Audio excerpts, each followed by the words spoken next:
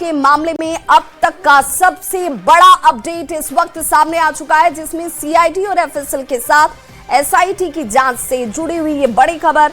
जांच के दायरे में 4 से 5 संदिग्ध युवक बताए जा रहे हैं। 2 युवक सीधे शंभू हॉस्टल से जुड़े हुए हैं, जिसमें मनीष रंजन का बेटा भी शक के दायरे में है। हॉस्टल संचालिका का बेटा भी इसमें शामिल बताया जा रहा है। सभी की उम्र 18 से 21 साल के बीच। 2 युवक जहानाबाद के रहने वाले हैं। एक छात्रा का करीबी बताया जाता है, तो दूसरा शख्स रिश्तेदार ही है।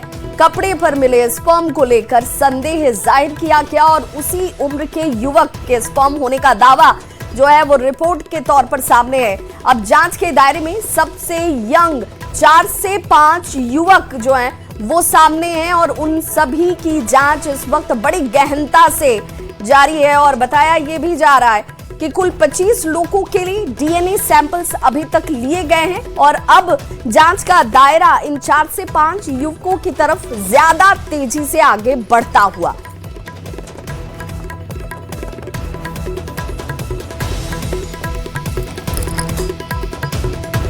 तो इसी उम्र के इन छात्रों की बात की जा रही है और अब देखिए 4 से 5 युवकों पर ये जांच जो है वो पूरी तरह से सिमट चुकी है। अब कौन कौन से हॉस्टल से मकान मालिक मनीष रंजन का बेटा है, हॉस्टल संचालिका नीलम अग्रवाल का बेटा भी इसमें संदिग्ध है।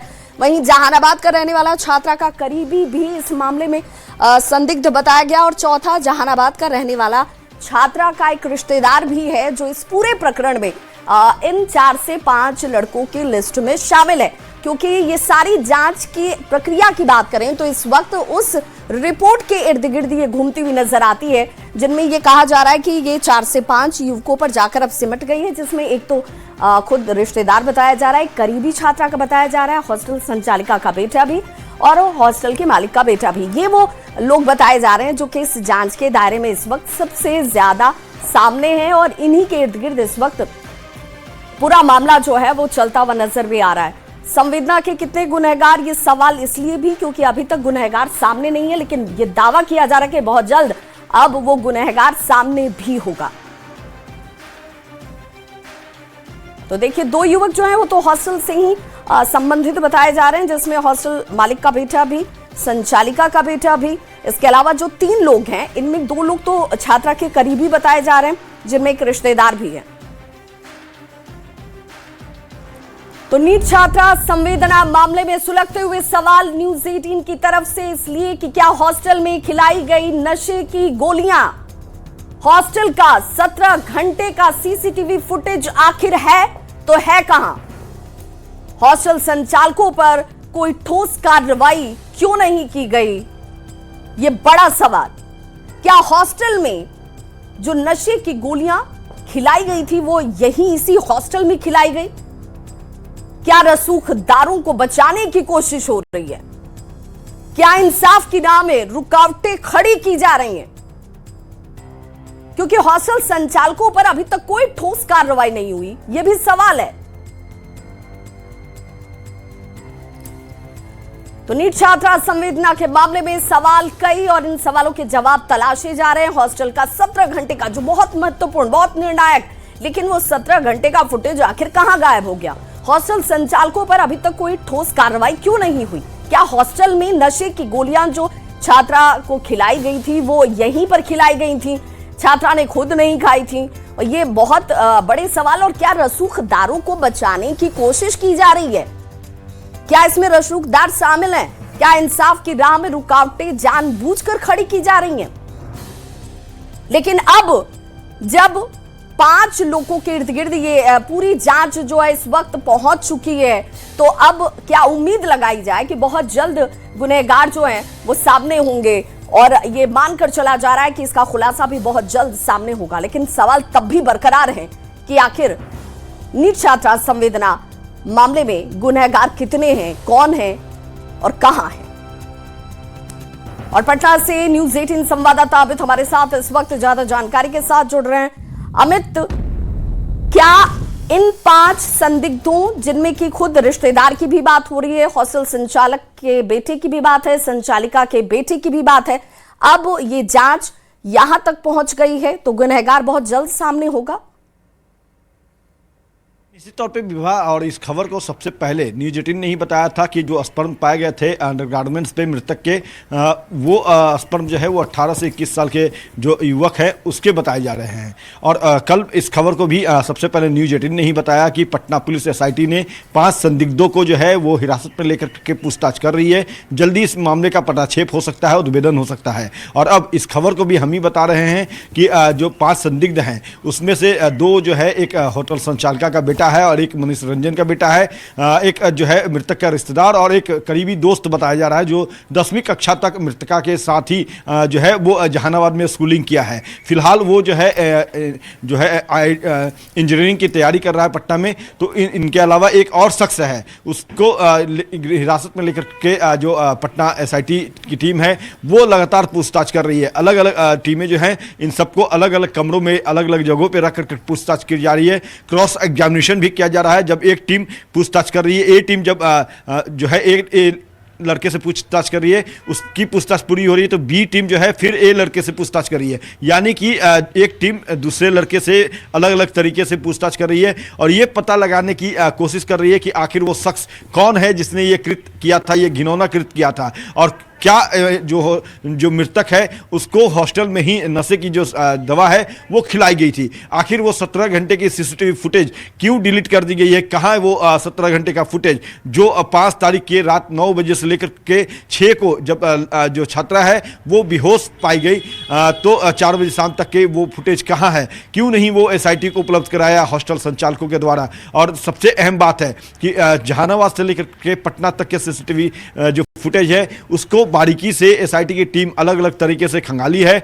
कभी जो है स्मूथली खंगाला गया, कभी बेहद जो कह सकते हैं कि धीमी गति से खंगाला गया। और उसमें ये बातें सामने आई कि लड़की कितने बजे मखदूमपुर स्टेशन पे चढ़ी, फिर जहानाबाद कोर्ट उतरी, जहानाबाद कोर्ट पे अपने पिता से मिलकर पटना आई, पटना स्टेशन पर जब वो उतरी तो सारी तस्वीरों को का अवलोकन जो है वो किया गया। और अब CID जो है 59 पॉइंट जो है वो रेज किया है और 59 पॉइंट पर जो है वो अनुसंधान SIT भी कर रही है और CID अपने स्तर से भी कर रही है। जहां तक FSL की बात है तो FSL की जो जांच है वो भी काफ़ी तेज़ी से आगे बढ़ रही है। FSL की ही जांच में ये बातें सामने आई कि जो स्पर्म है वो 18 से 21 साल के जो युवक है उसके पाए गए हैं। और कहीं ना कहीं कह सकते हैं कि अब ये जो 5 संदिग्ध हैं जिसमें हॉस्टल संचालिका के बेटा, हॉस्टल मालिक का बेटा, करीबी रिश्तेदार और एक जो छात्रा का करीबी मित्र जो है, ये इनके अलावा एक और शख्स जो है जो डिटेन किए गए हैं जिनसे पूछताछ की जा रही है। तो ऐसे में ये अब अनुमान लगाया जा रहा है, हालांकि दावे भी किए जा रहे हैं पुलिस महकमे के तरफ से कि जल्द ही इस मामले का पटाक्षेप कर लिया जाएगा और पूरी तस्वीर जो है वो सामने लाई जाएगी। लेकिन इस बीच एक और बात हम दर्शकों को बता दें कि SIT की 2 जो टीमें हैं वो अलग दिशा में भी जो है अनुसंधान कर रही है। लगातार वो जहानाबाद में बनी हुई है। लड़की के फूफा के घर गई कल रात में, उसके अलावा लड़की के माता पिता से भी लगातार वो संपर्क कर रहे हैं। यहां तक कि खबर यह भी है कि लड़की के पिता को DGP ने बुलाया है मिलने के लिए और आज उनसे मुलाकात जो है वो संभवतः हो रही हो या आज दोपहर बाद होगी।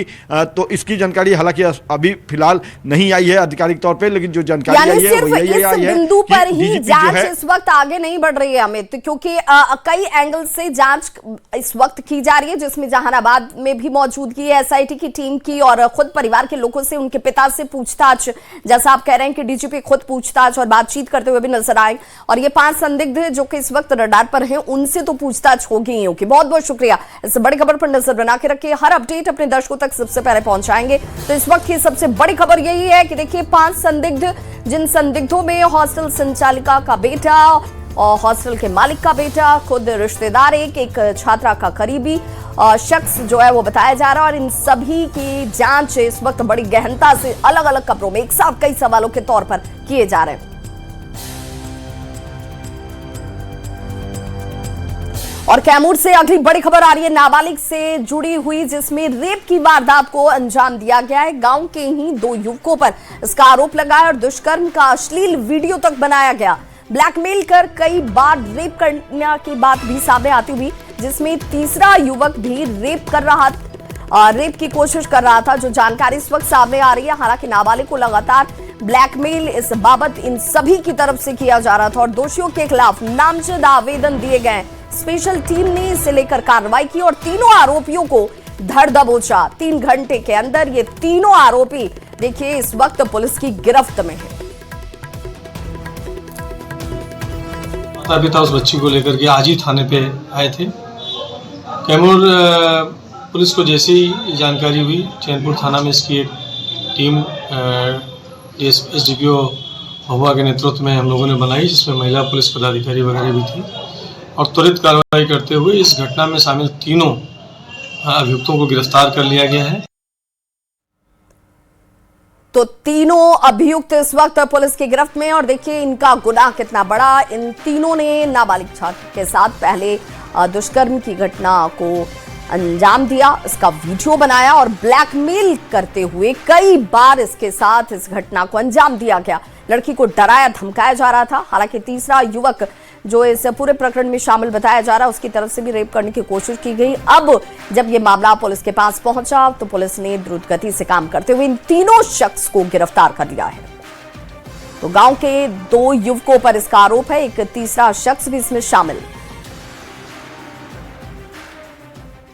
मुजफ्फरपुर से बड़ी खबर है, जहां रेलिंग तोड़ते हुए नहर में कार जाकर गिर जाती है। बिजली विभाग के जेई सहित 2 लोगों की मौत की खबर सामने आ रही है। देवरिया में एकमा चौक के पास ये जबरदस्त हादसा हुआ, जिसमें मुजफ्फरपुर के सन्नी कुमार की मौत हो गई। बिजली विभाग में जेई के तौर पर सन्नी कुमार काम कर रहे थे। छपरा के अफजल इमाम की मौत भी हुई है। अफजल उर्फ शाहिल लाइनमैन के तौर पर काम कर रहे थे और दोनों ही बिजली विभाग के जेई की मौत हो चुकी है। पटना से बड़ी खबर, जहां जमीन के विवाद में गोलीबारी की गई। रसूलपुर गांव में जमीन के विवाद में भतीजे ने पहले चाची को और फिर चचेरे भाई को गोली मार दी, जिसमें चाची की मौके पर ही मौत हो गई। चचेरा भाई गंभीर रूप से घायल है, जिसका इलाज इस वक्त जारी है। गोली चलने से ग्रामीण के सिर में भी गंभीर चोट आई है, स्थिति गंभीर बताई जाती है और दोनों घायलों को इलाज के लिए PMCH रेफर किया गया। इस मामले की तहकीकात में फिलहाल पुलिस की टीम जो है वो जुटी हुई है। शव को अपने कब्जे में लेकर पोस्टमार्टम के लिए भेजा गया। मृतका की पहचान रसलपुर गांव के निवासी राजमिस्त्री देवी के रूप में की गई है। घायल की पहचान मृतका के बेटे राजन कुमार और ग्रामीण की पहचान देवसागर सिंह के तौर पर हुई है। फतुहा थाना क्षेत्र के रसलपुर गांव की यह घटना है।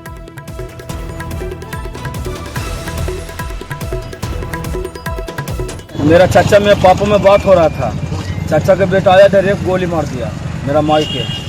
गोली मारने वाला कौन है? मारने वाला चचेरा भाई है, हमारे चाचा का बेटा है। क्या नाम? शिवम नाम है। विवाद क्या था? विवाद कुछ नहीं था, वो खेत बाड़ी के थोड़ा सा लफड़ा था, हल्के फल्के बात हो रहा था। वो आया डायरेक्ट गोली चला दिया। 2 भाइयों के बीच में आपस में विवाद था। उसी विवाद में एक भतीजे ने अपनी चाची को ही गोली मार दी है, जिसकी मृत्यु हो गई है, और एक ग्रामीण को भी गोली लगी है। और भी कोई इंजर्ड हैं सर इस मामले में? हम मृतका के बेटे को भी गोली लगी है। विवाद क्या था सर? वो जमीन का विवाद था आपस में। ठीक है सर। कुछ बरामद भी है सर? हाँ, 2 कट्टा बरामद हुआ है, 1 तलवार बरामद हुआ है। घटना में प्रयुक्त मोटरसाइकिल भी बरामद हुई है। हाजीपुर से बड़ी खबर, जहां गोली मारकर महिला की हत्या की गई। घर में ही महिला को गोली मारी गई है किसी ने। हालांकि गोली चलने की आवाज नहीं सुनी, गुड़िया को मारी। मृतक की पहचान के तौर पर इस वक्त सामने आती हुई बताया जा रहा है कि मृतक का नाम गुड़िया कुमारी है। जज का ड्राइवर है मृतक का पति। नगर थाना के चौहट्टा इलाके की घटना बताई जा रही है और फिलहाल FSL की टीम, पुलिस की टीम इस पूरे प्रकरण की जांच में जुट गई है। परिजनों ने पड़ोसी पर यह आरोप लगाया है। हिरासत में फिलहाल 2 लोगों को लिया गया, जिनसे पूछताछ जारी है। पानी चला ही रही थी, उसके बाद एक और बाप रे की, तो फिर मम्मी को लगा कि गिर उड़ गई होगी। मम्मी चिल्ला गिरे, दौड़ रहे थे, गिर गल को बुझाई तो गिर गया। तो हम दौड़ते हुए आए, सही गमछा कपड़ा उपड़ा खोले हुए थे, जंघिया पहने हुए थे, सही आए दौड़ते हुए। उठाया, उस समय ठीक थी, बोले कि हम ठीक है, ऐसा ही बोले कि हम ठीक है। उठाया, उसको ऊपर ले ही जा रहे थे, तो ब्लड हाथ में आने लगा। ब्लड आने लगा तो हम लोग ब्लड लग रहा है कि माथा फट गया होगा गिरने से। रही फिर उसके बाद क्या बताया? अस्पताल में बताया कि डेथ कर दिया। बोला कि हाँ गोली लग गया सर में। तो आपको नहीं पता चला? नहीं, हम लोग को पता नहीं चला। हम लोग जब नीचे लेकर भी गए ना, उस समय सब दरवाजा खोला। जो पति हैं उनके द्वारा आरोप जो है अपने पड़ोसी पे लगाया गया है कि उनसे 2 दिन पहले झगड़ा हुआ था, उसके लेकर ये घटना कारित की गई है। पड़ोसियों को भी 2 जिस पे आरोप लगाया गया था उसको डिटेन किया गया है, पूछताछ किया जा रहा है। एफएसएल के द्वारा भी घटनास्थल का निरीक्षण किया गया है, पुनः निरीक्षण किया जाना है। साथ ही अन्य बिंदुओं पे भी अभी हम लोग जांच कर रहे हैं। पोस्टमार्टम हेतु सब भेजा गया और अन्य जांच करने के उपरांत हम लोग घटना में कौन शामिल है उस पर पहुंच पाएंगे। अररिया से बड़ी खबर है, जहां सड़क हादसे में 2 की मौत हो गई। एक एसएसबी जवान समेत 2 लोगों की मौत हुई है। खड़े पुलिस वैन में बुलेट सवार ने जोरदार टक्कर मारी और बुलेट सवार एक एसएसबी जवान और दूसरे शख्स की मौत हो गई। नगर थाना के ओमनगर एनएच 327 की यह घटना है। तो तस्वीरें आपके सामने, जहां पर अररिया से बड़ी खबर आई और रफ्तार का कहर देखने को मिला, जहां पर खड़े वाहन में बाइक सवार ने जोरदार टक्कर मार दी और 2 लोगों की इसमें दर्दनाक मौत हो गई।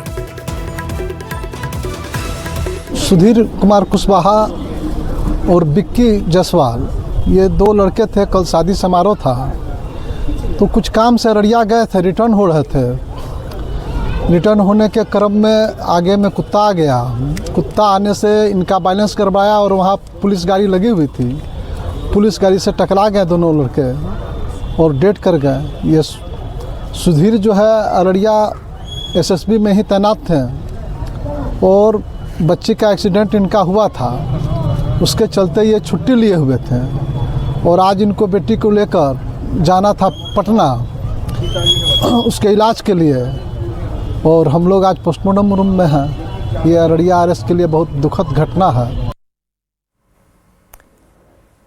और बड़ी खबर मुजफ्फरपुर से आ रही है, जहां धड़ल्ले से जमीन का खेल चल रहा है। सरकारी जमीन पर धड़ल्ले से कब्जा किया जा रहा है, जिसमें भूमाफिया सरकारी जमीन को ही बेच रहे हैं। प्रस्तावित विवाह भवन की जमीन को बेच दिया गया। सकरा के बभन नकरी की यह घटना, जहां डीएम ने कार्रवाई के आदेश दे दिए हैं। पूरे मामले पर खुलासा तब हुआ जब मुजफ्फरपुर के सकरा प्रखंड में प्रस्तावित विवाह भवन के भूमि पूजन के लिए जमीन की तलाश शुरू की गई।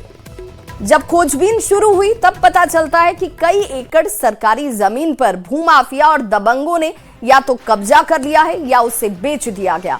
इस पूरे मामले को लेकर मुखिया ने कई बार अंचलाधिकारी को पत्र तक लिखा, लेकिन कोई कार्रवाई वक्त रहते नहीं हुई।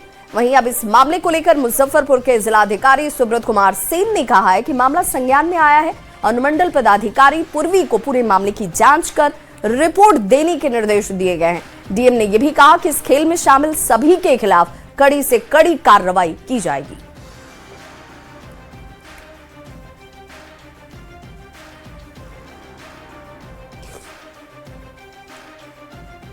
जमुई का वो इलाका जिसे नक्सल समस्या के कारण लाल गलियारा की संज्ञा दी जाती थी। एक वक्त था जब इसे लाल गलियारा कहा जाता था।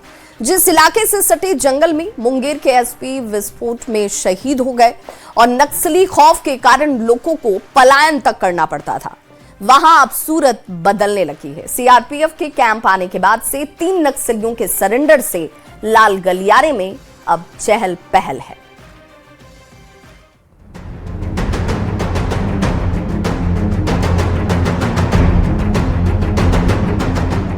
जमुई के बरहट इलाके का चौरा मारक गांव, जो जंगलों और पहाड़ों से घिरा है, जहां दशकों से नक्सलियों का बोलबाला था। लाल गलियारे कहे जाने वाले इसी जंगल इलाके की सड़क पर नक्सलियों की विस्फोटक में मुंगेर के तत्कालीन एसपी केसी सुरेंद्र बाबू शहीद हो गए थे। अब वहां नक्सल समस्या खत्म हो चली है। चौरा मारा वाले इस इलाके में अब विकास की बात की जा रही है। नक्सलियों के खौफ के कारण जो लोग पलायन कर गए थे वो भी गांव लौट आए। चौरा मारा गांव के नागेश्वर कोड़ा की कहानी भी ऐसी ही है। नक्सलियों के डर और खौफ के कारण नागेश्वर गांव छोड़कर दूसरे महानगर में चले गए थे, जबकि उनकी पत्नी संगीता देवी गांव में ही रही। संगीता देवी का सामना कई बार नक्सलियों के दस्ते से हुआ, जो गांव में अक्सर आकर अत्याचार करते थे। नक्सली खौफ के खात्मे के बाद ये दंपत्ति उन घटनाओं को याद कर अभी भी सहम जाते हैं। चौरमारा में जब से सीआरपीएफ कैंप बना तब से नक्सलियों की खात्मा शुरू हो गई और अब लगभग खत्म हो चुका है। इस गांव के 2 हार्डकोर नक्सली कमांडर ने सरेंडर किया था और फिर उसके बाद इस गांव में नक्सलियों का आना जाना बिल्कुल बंद हो गया। सिर्फ नागेश्वर कोड़ा ही नहीं, गांव के अधिकांश मर्द जान जाने के डर और नक्सलियों की पिटाई के खौफ के कारण गांव से पलायन कर रहे थे। अब वो वापस आ चुके हैं। ये सब संभव हुआ जब गांव में सरकार ने सीआरपीएफ कैंप लगा दी। पैरा मिलिट्री फोर्सेस की तैनाती के बाद इस इलाके में नक्सलियों का खौफ तब और खत्म हो गया जब यहाँ के हार्डकोर 3 नक्सली कमांडर ने सरेंडर कर दिया। सुरक्षा के बाद अब यहाँ के लोग विकास की मांग कर रहे हैं। गांव में अभी तक बिजली नहीं, संचार की कोई सुविधा नहीं। गांव जाने वाली सड़क कच्ची है। हालांकि कई दशक के बाद यहाँ के लोगों ने पहली बार अपना वोट भी डाला। सरकारी अनाज अब गांव तक पहुँचने लगा, लेकिन शिक्षा और स्वास्थ्य की बेहतरी की मांग हो रही है।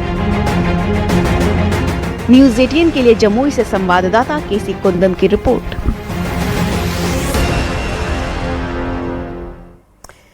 और डिप्टी सीएम विजय सिन्हा का एक बड़ा बयान इस वक्त सामने है। माफिया को विजय सिन्हा की तरफ से चेतावनी दी गई है, किसी को गलत करने नहीं दूंगा। माफिया हो या फिर अधिकारी, सभी के लिए ये चेतावनी है।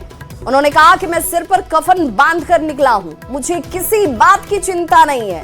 जो गलत करेंगे उनके ऊपर एक्शन तय है।